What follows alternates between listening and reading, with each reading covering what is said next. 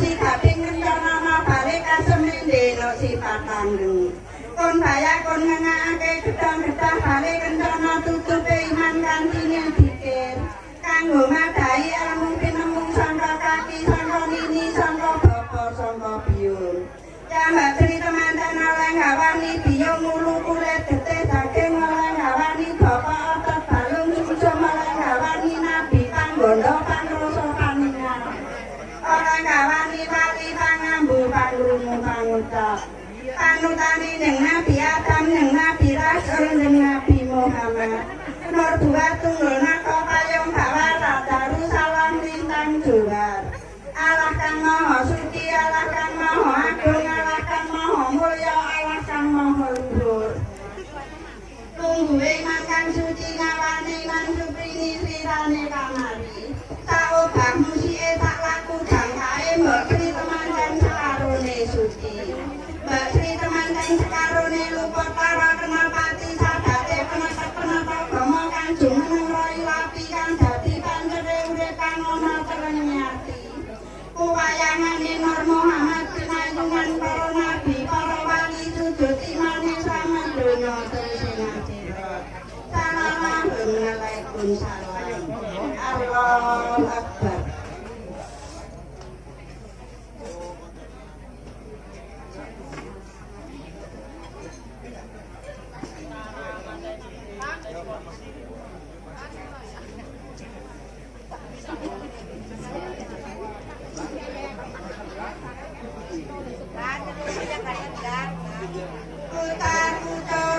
Putar gede kawa sakawa-kawae karo kacang pari bengok sekawa cinone Mbak Sri temanten sekarune lempung gunung lemah bangun himale lambang rasanya pasal sama rata oleh semangka jiro tak iris lading wajo tak landesne buku-buku kiwa rentu-rentu kaya sinome Mbak Sri temanten sekarune kali gerada olahraga kidulada etanada pulang derajat tanpa laratan yai kang marose bongak melawanmu kang mertobat tunda sono putar gede kawa ora ngawak-ngawakne kapok rambune ngawakne beras parine sampai pendak duar kah pendak doro kasih isih tak ombak-ombak tansaya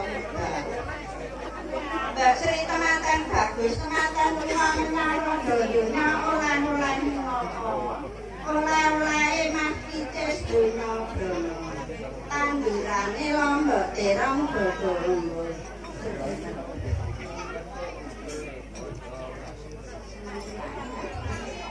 ya Mbak Sri temanten iki guna kayane bojone tampan ana ya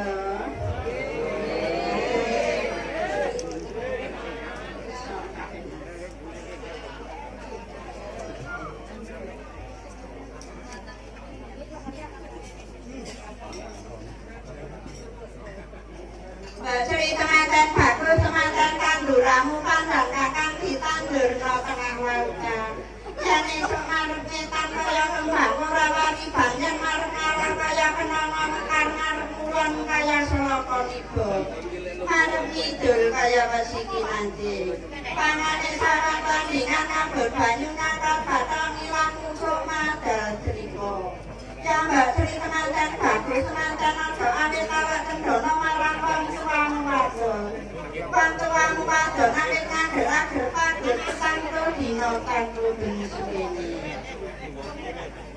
bune iki guna kayane putrane sakloron ki sampeyan ana kaya bune ya sampeyan mati guna kayane putrane kudu sing setiti sing ati-ati ben suwe donya brana kebulan sapi ya bune ya bapake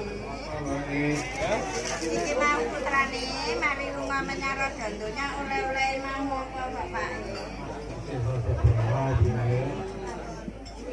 tandurane lombok ireng bogo ombo ya bapak ya durung godhong pokoke pati geram ya kaya ngono ya bapak ya terus iki tandurane putrane iki tegale sak mbiyen ya bapak ya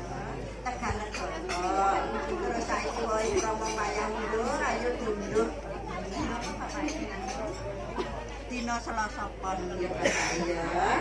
Dinane ya apik, sasine ya becik, tanggale tansaya apik ya Bapak ya. Tak wiwit ya Bapak ya. Bismillahirrahmanirrahim. Undur Mbak, undur terong, undune tekan tejo. Pokoke pating para asile wae setahun mbok tombok ayo ya Bapak ya. Zaman saiki kan zaman maju. Wong mangan ora sepiro, sing ngono bane nek dipangan tok lan lek ya Bapak ya. Kita pakai di Bapak ya. Yang masa si mulya bawa si dadi putrane bisa dadi kakek nene. Selawase bisa nyobi sana lan sedulure ra yo ngono ya Bapak. Nggih nuwun sewu para sedherek menika. Kula mboten ateges nangkepaken nggih. Nangkepaken mbok Sri Temanten kaki kemanten menika lak nggih sampun kres nggih. Nggih. Sampun saestu niki nggih. Nggih. Nggih menika saestu sampun kres. Menika sampun putih dodone mbok Sri Temanten kaki kemanten. Asale sedodohan saged dados kakek ninen-ninen joro-joro kados sandong waringin. Ragu-ragu kata godhong dadi saged miyomi sanatan sedhereke slamine nggih.